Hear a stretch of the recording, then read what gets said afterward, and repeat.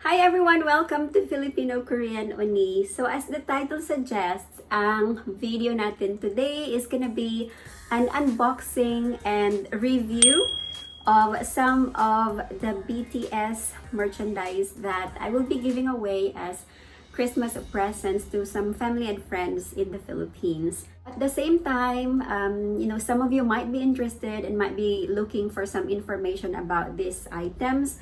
So ipapakita ko sa inyo, and I'm also gonna tell you, like pros and cons of getting these items. So magsisimula tayo today sa slippers. This is the BT21 purple mang character. So nakikita nyo, ayan siya. And this one is in size 230. So kung ang size mo sa Pilipinas ay nasa size 5, 5.5 to 6, kasya ito sa mga ganoong sizes. Ang cute ng kulay niya, as you can see, this is a purple, tapos meron siyang konting, pink. Ang pinaka sole niya talaga is pink, pero ang ganda ng purple accent niya. And of course, merong sky blue dito sa gitna. So, meron siyang naka-imprentang BT21 dyan. Pati rin yung pinaka-tag niya. Actually, this is something that kind of bothered me at first kasi made in China siya.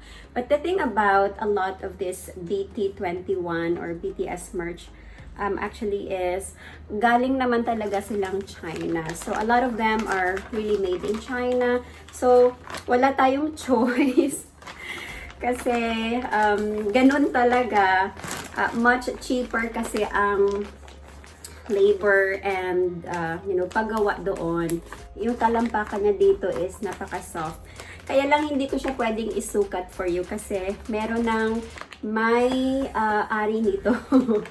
So actually someone ordered this or requested me to buy this for her niece. Okay, so parang magiging regalo to siya for, really lucky young lady sa Pinas. Ito naman yung cute na cute talaga ako. So, dalawa ito, same color lang, but different sizes. This one is in size 240, tapos ito naman, size 230. Teeny slipper, tata naman siya. Tata. Tata. Usually for slippers or shoes, I prefer something darker so they don't get dirty easily, or kahit na, they get dirty, so, or even though they get dirty, it's not so obvious. Yung 230, like I've said earlier, kasya sa size 5 to 6 sa Pinas. Pero kapag yung size mo is somewhere between 6.5 to 7.5, kasya yung 240 sa mga ganoong sizes. Ang sizes na available are 230 to 260 lang. Wala silang half sizes. So, kung titingnan mo yung pinaka-sole niya, pero siyang mga like holes dito. I think this is good for friction, So, halimbawa kapag naglalakad ka sa like sementadong lugar or somewhere slippery, hindi ka, agad-agad madudulas. There is a tag. It is BT21. It is also printed right here sa talampakan or sa sole niya. Of course, this is rubber, kaya pwedeng-pwede siya sa kahit na rainy weather. Tsaka kung titingnan nyo actually dito sa pinakagilid niya, meron ding naka-imprenta na BT21. I hope to get more of this kasi, syempre, medyo marami-rami yung pagbibigyan. Kaya lang, syempre, short tayo sa budget. So, paisa-isa lang or padalawa-dalawa lang. Hanggang sa mabigyan silang lahat. Diba? So if any of you guys are interested, and need help getting these slippers, you may send me a message. I can actually help you get them. Basta yung mga nasa Pinas. Pupuntahan nyo lang ako sa Filipino-Korean Oni Facebook page and send me a message there. Ayan. Grabe. I am super in love with the color talaga. Ang ganda-ganda lang talaga ng bright pink tsaka red na accent niya dito. And it is heart shape. Kaya sobrang cute niya talaga. Hindi ako makamove on sa cuteness niya. The third one I have is also another slipper. Pero ito, may umorder nito. Okay, pero ipapakita ko lang sa inyo. This is also size 240 kasi yung umorder nito size, size 7 ang pagbibigyan niya. So kapag size 7, actually 235 siya. Kapag size 7 to 235. Pero kasi walang half size. So, kaya, instead na 235, 240 yung kinuha ko for them. Okay, this is Chimi. Yellow naman siya. So, kanina, purple. Okay, so kanina purple. Ito, purple yung mang. Actually, I really like mang. Gustong-gusto ko din yung mang. Kaso lang, walang black ng mang. Siguro kung may black tapos purple, oh my God. Kahit ako bibili for myself talaga. Hindi ako bibili ngayon for myself kasi winter pa sa Korea at saka hindi pa siya magagamit talaga outside. But later on kapag medyo mainit na yung weather, I will definitely get one for myself and my kids.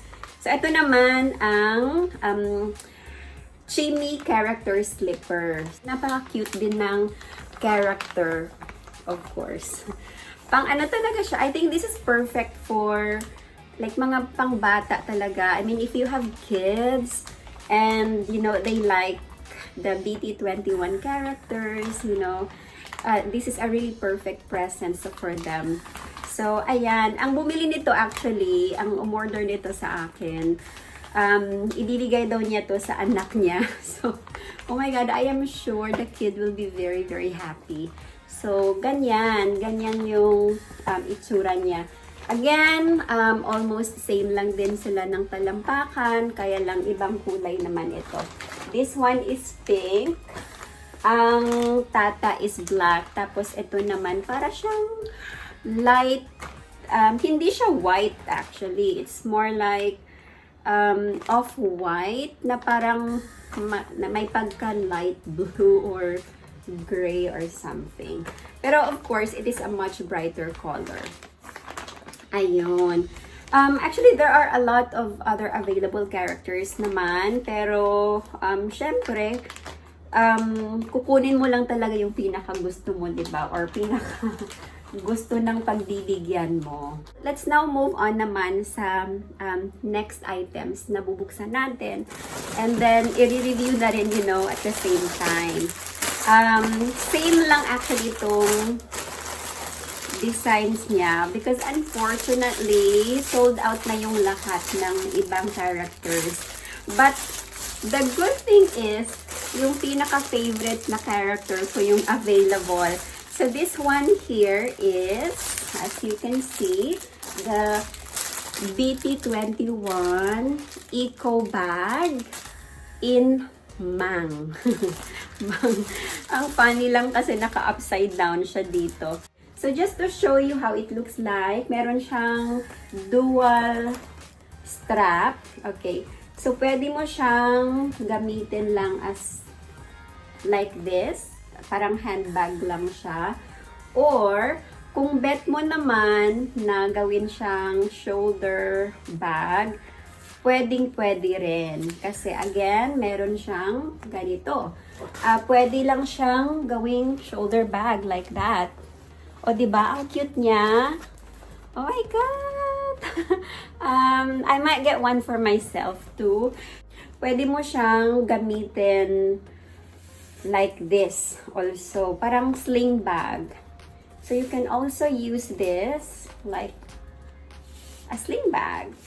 Yeah. So, imagine, di ba yung naglalakad ka or pupunta ka ng school or ng palengke tapos naka BT21. Eco bag ka. So, ayun. There are three different ways to carry this or to use this. So, pwede siyang handbag, pwede siyang shoulder bag lang na ganyan. Okay, kasi adjustable naman itong strap niya. Or pwede siyang sling. So, meron siyang maliit na side pocket sa loob. So, kung kailangan mo ng lagayan ng cellphone mo, ayan, pwede yan dyan dito. Yung maliit na wallet or any essentials na, madaling kunin. Ayan. So, ang ganda lang kasi sobrang, tibay niya ang pagkagawa niya. So, hindi siya yung, the eco bags that you buy for like, sometimes 500 pesos. Dyan sa tabi-tabi na, sometimes, I look at Facebook minsan and then meron sila mga binibentang mga eco bags for something like 400, 500 pesos. Tapos, parang napakasimple lang. This one is high quality talaga siya. Ang ganda-ganda ng pagkagawa niya. Super. Pero syempre, wag mo lang siyang lagyan ng napakarami kasi kahit matibay yan, eventually baka masira din. Ang next na item na meron din ako dito, kaya lang hindi ko siya pwedeng buksan, but I'll just show you briefly, is the BTS Uno cards, Uno card game. I'm not sure if you guys know the game or the card game Uno. So it's originally a really fun like number and color card game. Ayan siya So ganyan, halimbawa yung cards niya. This is number 1. So ayan yung printed dito. So ayan din. Okay, the different color lang. This is gin. Ayan. Tapos yung likod niya ganito. BTS Uno. So, diba, napaka-cute niya. And then, along with the box is the manual kung paano siya gamitin. Unfortunately, this is in Korean. Pero, pwedeng-pwede nyo namang i-research ang, rules ng paglaro ng Uno online. So, ganyan lang siya. Okay, diba? It is super, super nice. Ang cute. So, ayan. So, again, this is the BTS Uno card game. This is gonna be it for today's unboxing and review video. So, if you liked and enjoyed watching this video, please give it a thumbs up. And I hope that you consider subscribing also to support my small channel.